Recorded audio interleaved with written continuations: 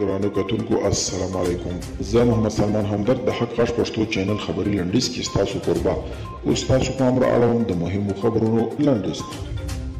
د متحده ایالاتو د بهرنیو چارو وزارت خبرپاڼه وايي انټوني بلینکن د ښاغلي قریشي سره د افغان د سولې او د امریکا او پاکستان ترمنځ د تجارتي اړیکو د لا پراخولو په باب ټلیفوني خبرې وکړې. بلینکن وویل د دواړو هیوادونو ترمنځ باید همکاري او ګډ کار لا زیات شي. د فاریاب لپاره نومول شوی والي خپل دنده د ولایت مقام پر ځای په یوه نظامي اډه کې پیل کړه.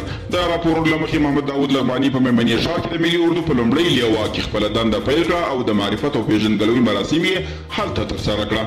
دوستم خپلو پلویانو ته رسما ویلي وو که د اشرف غني والي فاریاب ته راغلی چورلکه یې په راکټ او خپله والي په مرمۍ وولئ. د اسلامي هیوادونو د همکاریو نړیوال سازمان او ملګرو ملتونو په غزه کې د اسرائیلو هوایي بریدونه او تیرې غندلې. د اسلامي هیوادونو د همکاریو نړیوال سازمان په یو غونډه کې د 50 هیوادونو د بهرنیو چارو وزیرانو په غزه کې او د اوربند او جګړې د درېدو غوښتنه کړې ده. او د پاکستان د بهرنیو چارو وزارت وایي چې پاکستان افغان لوري ته یو شمېر افغان چارواکي د وروستیو څرګندونو په اړه خپلې اندېښنې شریکې کړي دي. دغه وزارت زیاتوي دغه ډول بیانونه غیر مسؤلانه له حقیقت څخه لرې او بې بنسټه تورونه دي چې د باور فضا له منځه وړي.